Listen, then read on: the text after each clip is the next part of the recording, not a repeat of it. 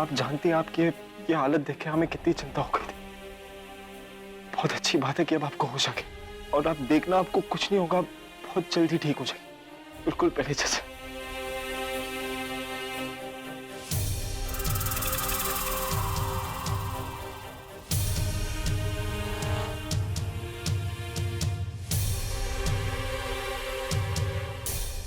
क्या हुआ माँ? चक्कर आ रहे हैं क्या? चक्कर तो आएगा ही ना, सब लोग ऐसे घेर के खड़े हैं। थोड़ा पीछे हटो, थोड़ा हवा आने दो। हाँ, अभी अभी होश है आंटी जी को, मैं इन्हें आराम करने देना चाहिए। ये आराम तो कर रहेंगी ना, पर उससे पहले माँ से हमें कुछ सवाल पूछ रहे।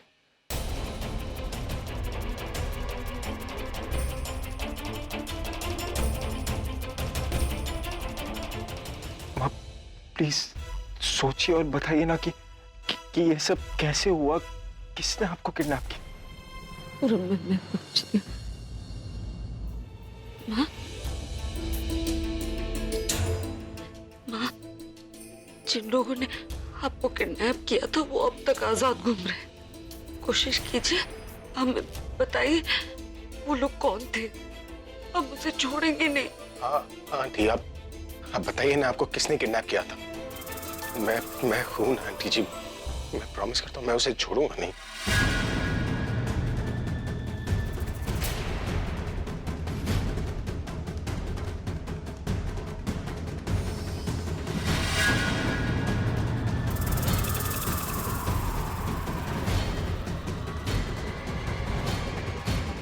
आप कुछ बोल क्यों नहीं रही? आप कोशिश कीजिए,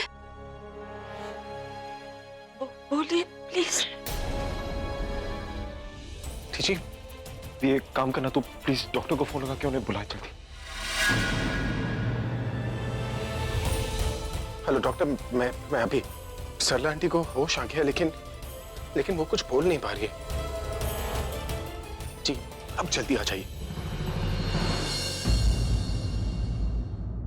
लो, मुझे लगा ये होश में आ गई तो कुछ मसालेदार न्यूज मिलेगी मुझे कि किसने इनका किडनैप किया था, पर ये तो कुछ बोल ही नहीं पा रही। मिताली यहाँ पर तो फिर से सबका रोना धोना शुरू हो जाएगा और मुझे अब और एक्टिंग नहीं करनी। सर, कोई आलिया मेहरा आपसे मिलना चाहती हैं। आलिया? ये जेल से कब बाहर आई? हाँ, भेजो उनको अंदर। Okay sir.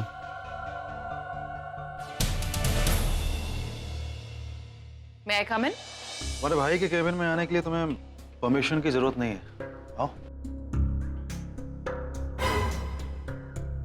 जरूरत तो है राज भैया। जब से फैमिली वालों ने मुझे बाहर निकाला है तब से उनके पर्सनल स्पेस के अंदर आने के लिए मुझे परमिशन मांगनी ही पड़ती है। सो यस, जरूरत तो है। ऐसे क्या देख रही हो? बस देख रही हूँ कि आप काम कर रहे हैं। इसमें हैरान होने वाली कौन सी बात है? तुम बताओ, जेल से कब बाहर आई? Oh God, you know what, I am fed up of this question. जिसको देखो वो यही सवाल करता है। जेल से बाहर आ चुकी हूँ तो आ चुकी हूँ, ये कोई ज्यादा इंपॉर्टेंट क्वेश्चन नहीं। खुशी की बात यह है कि मैं जेल से बाहर आ चुकी हूँ। और if I am not mistaken, मैंने सुना है कि अभिषेक प्रेम मेहरा ने आपको माफ कर दिया। यू नो, आपको एक नया मौका भी दिया है, नई शुरुआत, उनके घर में रहने की परमिशन। वो आपको दुश्मन तो क्या, गुनहगार भी नहीं मानते। Not bad. आई मीन, आपकी किस्मत सही में बहुत अच्छी है। देखो आलिया, किस्मत तो है मेरी, जो मुझे दूसरा मौका मिला, लेकिन मुझे किस्मत नहीं चाहिए थी, मुझे मेरे किए की सजा चाहिए थी। लेकिन ये तो अभी की शराफत है कि उसने मुझे माफी दी। शराफत? ये कौन सी शराफत हुई जिसमें माफी सिर्फ भाइयों को मिलती है और बहनों को नहीं? वो मुझे नहीं पता, लेकिन हाँ, उसने मुझे माफी दी है तो मैं खुद अपने किए का प्रायश्चित करूंगा। क्या मतलब? देखो आलिया, मैं नहीं जानता हूँ कि तुम यहाँ पर मेरे पास किस लिए आई हो, लेकिन एक बात मैं क्लियर कर देना चाहता हूँ कि अभी मैं वो राज नहीं रहा जो तुम्हारे हर गलत काम में तुम्हारे साथ था। मैं चेंज हो चुका हूँ। Really? तो फिर वो कौन सा चेंज था जब आप जेल से बाहर आए थे एंड सडनली आप बोल रहे थे कि ये सच्चाई, ईमानदारी, ऑनेस्टी, इन सब से आपका कोई लेना देना नहीं है? वो चेंज नहीं था क्या? जेल से बाहर जब मैं आया था तो मैं बदला नहीं था, मैं भटक गया था, लेकिन अभी मैं वापस से सही के रास्ते पे चल चुका हूँ। अब मैं किसी भी गलत काम में किसी का भी साथ नहीं दूंगा। गलत फहमी है आपकी। गलतफहमी है कि आप बदल चुके हैं या फिर ये कोई टेम्परेरी चेंज है। आई मीन अभिषेक प्रेम मेहरा ने एक बार आपको माफ कर दिया तो सब कुछ अच्छा अच्छा हो गया। तो ये काइंड इन्फॉर्मेशन एक बार अगर उन्होंने फिर से आपके साथ कुछ ऐसा किया या फिर कुछ भी गलत हो गया ना, तो आप फिर से वही चेंज अपने अंदर ले आएंगे, क्योंकि ये इंसान की फितरत है। ये इंसान की नहीं, ये तुम्हारी फितरत है आलिया। कोई भी तुम्हारे साथ कुछ भी गलत करता है तो तुम उसका बदला लेती हो, लेकिन हर बार बुराई का बदला बुराई नहीं होता, कुछ अच्छा भी करना होता। तो मैं ऐसा ही सिर्फ तुम्हारे बहकावे में आकर के मैंने really? मेरे बहकावे? राज भैया आपके साथ गलत हुआ था इसलिए आपने ये सब कुछ किया। खैर जो भी है, अभी फिलहाल मैं इस बारे में कोई भी बात नहीं करना चाहता। और मैं अगर बता दूं तुम्हें कि तुम किसी उम्मीद से मेरे पास आई हो तो मैं तुम्हारी किसी भी गलत काम में तुम्हारी मदद नहीं करूंगा। मैं एक नसीहत दे सकता हूं कि ये पागलपन, ये जुनून छोड़ करके सही रास्ते पर चलो, वही तुम्हारे लिए बेहतर होगा। आई तो थी मैं यहाँ पर यही सोचकर कि आपसे मदद लूंगी, लेकिन यहाँ तो सब कुछ बदल चुका है। राइट? कमाल है राज भैया। आई मीन आप तो सच में बदल गए। अब दुश्मन का कुछ बिगाड़ नहीं पाए तो खुद दुश्मन के साथ जाकर मिल गए। क्वाइट सैड, लेकिन ये आपका खुद का डिसीजन है, इसमें मैं इंटरफेयर नहीं करना चाहती। मैं अकेली जरूर हूँ लेकिन कमजोर नहीं हूँ आपकी तरह। मुझे जो करना है वो तो मैं करके रहूंगी और अपना बदला भी लेकर रहूंगी। पर तुम्हें लगता है कि मैं लेने दूंगा? अरे मैं अभी के साथ इसलिए नहीं हूं कि मैं कमजोर हूं, मैं उसके साथ इसलिए हूं क्योंकि वो गलत नहीं। धोखा मेरे साथ किसी और ने किया था और मैं चाहता हूं कि तुम्हें भी एक और मौका मिले, इसीलिए मैंने बुलबुल के खून का इल्जाम खुद के ऊपर ले लिया, ताकि लोगों के दिल में तुम्हारे लिए नफरत थोड़ी सी कम हो जाए। बाय द वे, बुलबुल का खून मैंने नहीं किया था, बुलबुल ने सुसाइड किया था। लेकिन डोंट यू वरी, मैं आपकी कुर्बानी वेस्ट नहीं जाने दूंगी। सो यू चिल, जैसे भी करके मैं अपना काम कर ही लूंगी। एंड डोंट वरी, मैं घर में रहकर किसी को परेशान नहीं करूंगी, अपना पहले वाला पागलपन भी नहीं दिखाऊंगी, because I am gonna play a safe game this time. And don't you worry, आपको भी परेशान नहीं करूंगी, क्योंकि आपका सपोर्ट भी नहीं अब मुझे मिलेगा। लेकिन हाउ डज इट मैटर, अकेली हूँ, अकेली ही शुरुआत करूंगी, इसका भी रास्ता मैं खुद ही ढूंढ लूंगी। आई एम सो सॉरी राज भैया, मैंने आपका कीमती वक्त जाया किया। बाय। क्या करने वाली हो तुम? बहुत टाइम है आपके पास, just wait and watch. Have a good day. एक काम ठीक से नहीं होता तुमसे, कोई कोऑपरेशन नहीं है फ्रॉम योर साइड। वो दवाई की शीशी बदलने के लिए कहा, वो नहीं किया तुमने। फिर कहा कैसे न कैसे मार दो उस बुढ़िया को, मारने के बजाय तुमने उन्हें होश में ला दिया। ग्रेट। मैं होश में लेके आई? मैं तो उन्हें मारने गई थी ना, अब उनकी आंखें खुल गई तो उसमें मेरी क्या गलती? उनकी आंखें खुली हुई देख के मेरी तो हालत खराब हो गई, हाथ पांव ठंडे पड़ गए मेरे, और ऐसे में मैं खुद को संभालती है उन्हें, और जब तक मैं शौक से बाहर निकलूं वो रोनी सबको लेके आ गया। और अगर अभी के सामने मैं कुछ करती ना तो अभी मेरा गला दबा देता सबके सामने और मुझे मार डालता। तो तुम क्या मुझे लेक्चर दे रहे हो? मैंने तुमसे कहा था ना कि मार तो उन्हें, फिर क्यों नहीं मारा? उस वक्त मौका भी था और तुम्हारे ये भाड़े के गुंडे भी लाश कहीं ठिकाने लगा देते, लेकिन नहीं, तुम मर्दों को तो औरतों की बात काटने में मर्दानगी समझते हो। अब जब मुझे डांटने से ना उस सरला आंटी के बारे में सोचो कि उनका क्या करना है, क्योंकि अगर उन्हें होश आ गया ना और हमारा नाम ले लिया ना, फिर ना सोचने का मौका मिलेगा, उन्हें कुछ करने का मौका मिलेगा। एक मिनट तनु, तुमने देखा बार बार पूछने पर भी सरला आंटी ने कोई जवाब नहीं दिया। नहीं दिया तो अब दे देंगी। अरे एक्सीडेंट हुआ था, बेहोश थी, कहीं दर्द हो रहा होगा या हिम्मत छुटा रही होंगी, कुछ तो होगा ना। नहीं तनु, नहीं, एक मिनट, कोई ना कोई गड़बड़ जरूर है। Not a single word, no, ये नॉर्मल नहीं था।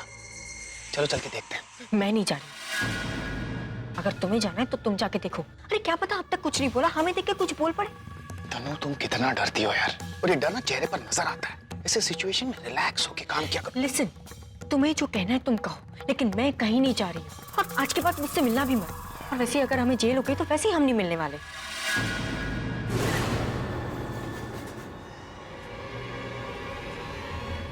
नो, बस इन्हीं की कमी थी, इन्होंने कहीं सब कुछ सुन तो नहीं लिया। अंदर उस बुढ़िया ने सब कुछ बता तो नहीं दिया?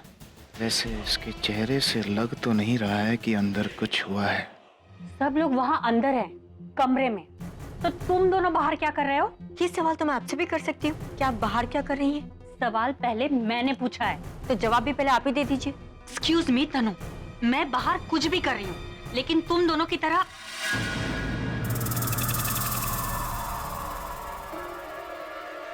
लड़ नहीं रही हूँ। बताओ किस बात पर लड़ रहे थे दोनों? भाभी जी प्लीज रहने दीजिए, हमारा तो चलता रहता है वो डील को लेकर, पैसों को लेकर, जस्ट नॉर्मल। आप बताइए ना प्लीज, सरला आंटी होश में आई, कुछ बताया उन्होंने? यही बात जानने के लिए तो मैं भी कमरे के अंदर गई थी। मैंने सोचा कि सरला आंटी को होश आया है तो कुछ चटपटी मसालेदार खबर मिलेगी, कुछ ब्रेकिंग न्यूज मिलेगी मुझे कि किसने उनके साथ ये सब किया। लेकिन सब मतलब वो बताना चाह रही है, बोलने के लिए मुंह खोल रही है, लेकिन शब्द तो निकल ही नहीं रहे, सिर्फ ऐसे करके हवा निकल रही है। अभी ने डॉक्टर को फोन किया है, लेकिन मैं वेट नहीं कर सकती। डॉक्टर आए, फिर उसकी रिपोर्ट आएगी, वो डायग्नोस करेगा। अरे इतना टाइम किसके पास है? बोर हो गई तो मैं बाहर चली आई, बाद में किसी को पूछ लूंगी कि हुआ क्या है उनको।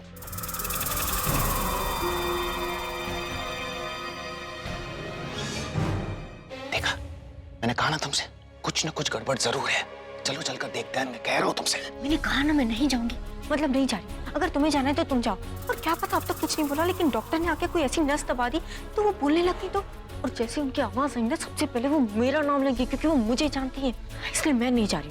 और हाँ, तुम जाओ, तुम जाके देखो, और अगर कोई खुशखबरी हुई तो ही मुझे फोन करना, वरना मत करना।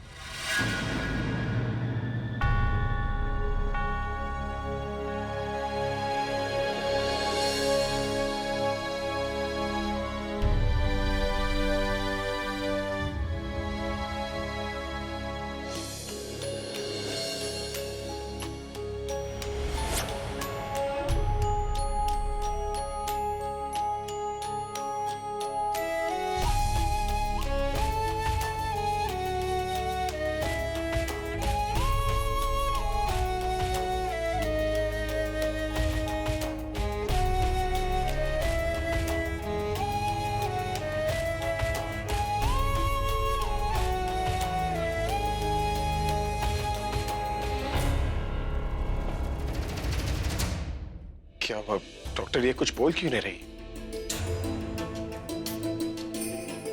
समझ में नहीं आ रहा है कि कैसे कहूँ। मैं जो देख रहा हूँ और जो सच है उसे मैं झुठला भी नहीं सकता हूँ। डॉक्टर साहब कैसा सच? देखिए, अभी जो रिपोर्ट्स आई हैं और जो मैंने इन्हें चेक किया है, उससे तो ऐसा लग रहा है कि जैसे इन्हें। क्या लगता है डॉक्टर साहब, क्या हुआ है माँ को? क्या हुआ है इन्हें? आपकी माँ को पैरालिसिस हुआ है।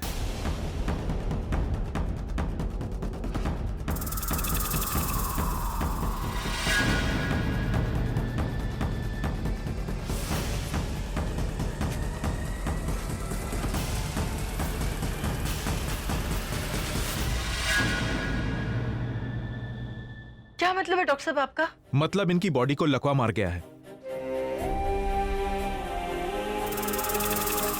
आप ठीक से चेक कीजिए इन्हें, अच्छी तरह से चेक कीजिए ना। वो हमें देख रही है, हमें सुन रही है, फिर उन्हें कैसे लकवा हो सकता है? देखिए, पैरालिसिस में इंसान हमें देख सकता है, सुन सकता है, लेकिन बोल नहीं सकता, अपनी बॉडी को हिला नहीं सकता है। और ऐसा तब होता है जब किसी इंसान के सिर में गहरी और अंदरूनी चोट लगी हो। इनके दिमाग की कोई नस बहुत बुरी तरह से दब गई है, जिसकी वजह से इनके दिमाग में ब्लड का सर्कुलेशन बहुत कम हो गया है और इनके दिमाग का इनकी बॉडी पर कोई असर नहीं हो रहा है। मैं कुछ दवाइयां लिखकर दे रहा हूं, आप इन्हें अभी से देना शुरू कर दीजिए। डॉक्टर इन्हें होश कब आएगा, ये कब बोलेंगी? देखिए, पैरालिसिस में अर्ली स्टेज पर अगर किसी इंसान का इलाज किया जाए तो उसे ठीक किया जा सकता है, लेकिन ये कब ठीक होगा ये कोई नहीं बता सकता है। अब बस इन्हें दवाई देते रहिए और फिजियोथेरेपिस्ट से कंसल्ट कीजिए, वो आकर इनकी कुछ एक्सरसाइज वगैरह करेगा। उसके बाद फिर से रिपोर्ट्स चेक होंगे और बस इन सब से ही ये ठीक हो सकती हैं। हाँ, कभी ऐसा भी हो सकता है कि इनकी नस का दबाव हट जाए और ये अपने आप ही ठीक हो जाए। कुछ भी श्योर नहीं है, मतलब खतरा अभी तक टला नहीं है, लेकिन इसकी हालत देखकर तो लग रहा है कि तनु और अभी की शादी हो जाएगी, तब जाकर कहीं ये ठीक हो पाएगी।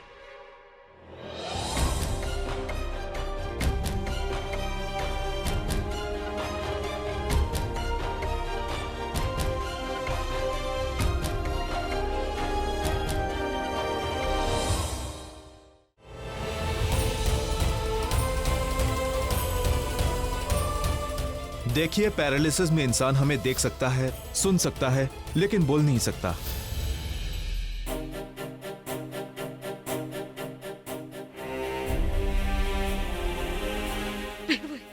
बार करती हूँ मेरा कोई अपना मुझसे अलग होने लगता है। मैं अपने मकसद में कामयाब होने वाली थी तो माँ की जान खतरे में डाल दी आपने, और जब माँ की जान बचाई तो उनकी आवाज ही छीन ली आप। क्यों कर रहे हैं आप उनके साथ? उनकी तो कोई गलती नहीं ना, मेरी गलती है। मैं चल रही हूँ ना सच के राह पे, आप मुझे पाँव से लाचार करिए ना। मैंने आवाज उठाई ना झूठ के खिलाफ, आप मेरी आवाज छीन लीजिए प्लीज। उनके साथ ही तो माँ की आवाज लौटा दीजिए, उन्हें ठीक कर दीजिए, प्लीज उन्हें ठीक कर दीजिए। क्या मांग रही हो इससे? हाँ? जिसकी खुद की कोई आवाज नहीं, वो तुम्हारी माँ की आवाज क्या लौटाएगा? जो खुद लाचार है वो किसी की मदद क्या करेगा? अरे लाचार ही तो है ना ये किसी की प्रॉब्लम सुन सकता है, ना किसी को तसल्ली देने के लिए कुछ बोल सकता है, ना किसी की मदद करने के लिए आवाज से हिल सकता है। बस वहीं पर बैठकर तमाशा देखता रहता है।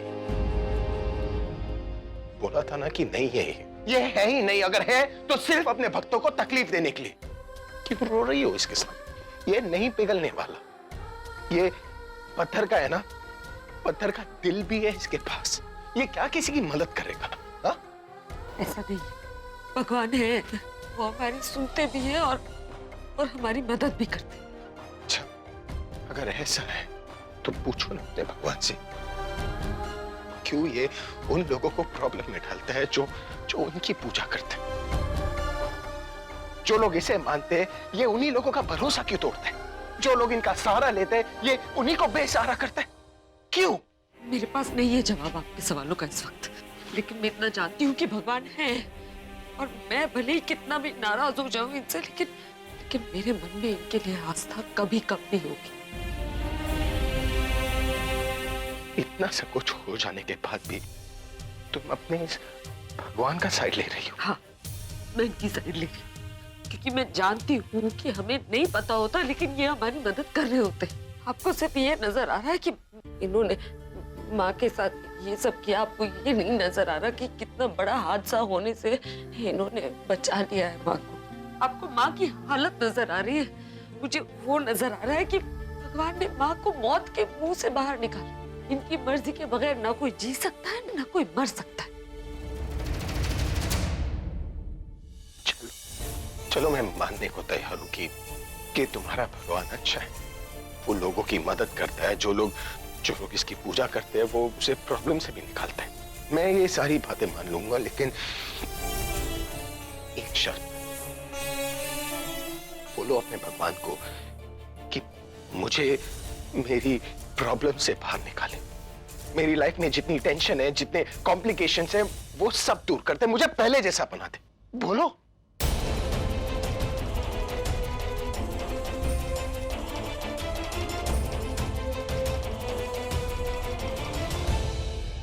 क्या हुआ? नहीं कर सकते ना, क्योंकि मैं इनका भक्त नहीं हूं, इन्हें मानता नहीं हूं ना। लेकिन तुम्हारी माँ तो पहले से ही इनकी भक्त है ना, तो बोलो इन्हें कि तुम्हारे माँ को ठीक कर दे। अगर ये तुम्हारे माँ को ठीक नहीं कर सकते तो कम से कम उनकी आवाज वापस लौटा दे। अगर ये इन तीनों चीजों में से किसी एक चीज को भी करता है तो मैं मानने को तैयार हूं कि तुम्हारा भगवान है।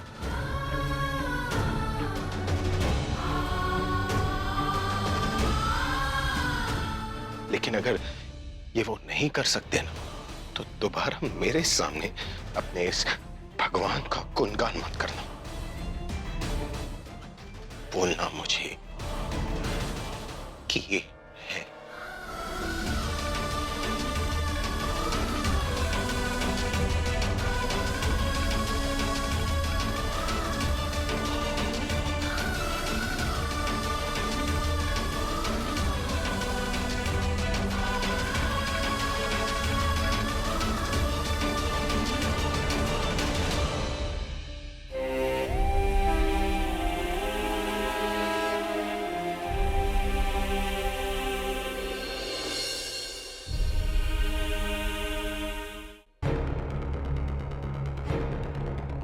ऑलमोस्ट जीत गए।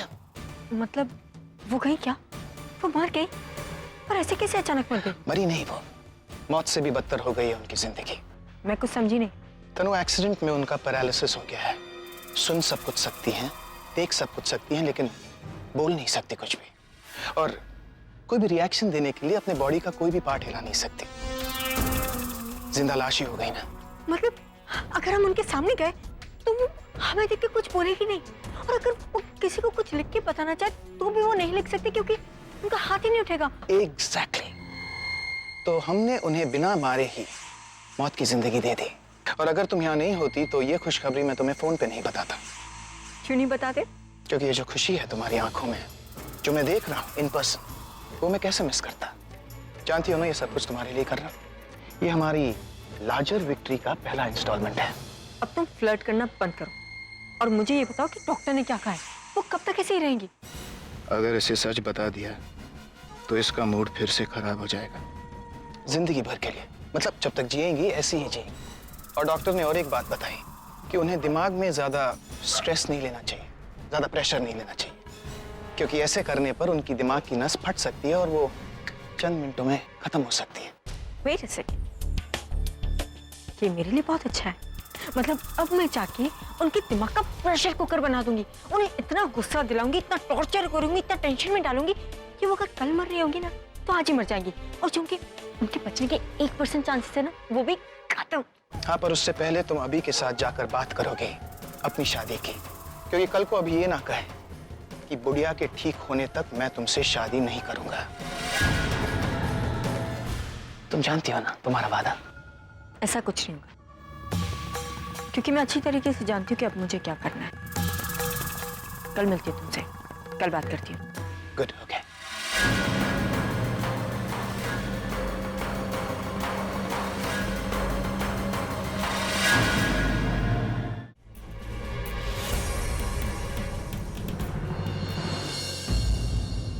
आई नो अभी तुम बहुत ज्यादा डिस्टर्ब, सरला आंटी को लेके तुम बहुत परेशान हो।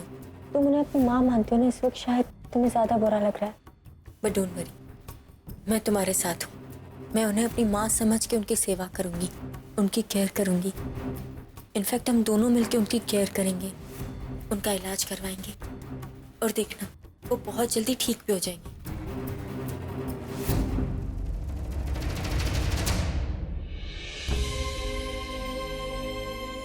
तनु, तुम सरला आंटी की टेंशन मत लो, इसका असर बच्चे पे पड़ सकता है। बहुत लोग हैं सरला आंटी का ख्याल रखने के लिए, तुम जाकर अपना ख्याल रखो। आई नो अभी, लेकिन मैं दिल से अपनी खुशी से उनकी सेवा करना चाहती हूँ। मैं चाहती हूँ कि वो बहुत जल्दी ठीक हो जाए, क्योंकि मैं जानती हूँ जब तक वो ठीक नहीं हो जाती तुम शादी की बात भी नहीं करने दोगे। इसलिए मैं उनका ऐसा ख्याल रखना चाहती हूँ, ऐसी देखभाल करना चाहती हूँ कि वो बहुत जल्दी ठीक हो जाए, ताकि उनके ठीक होते ही हम दोनों शादी कर लें। तनु, रात बहुत हो गई है, तुम जाकर सो जाओ, मैं पूरब से मिलके।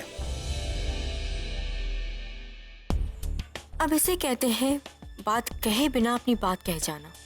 करेक्ट टाइम पे बात छेड़िए और करेक्ट इंसान के साथ जोड़िए।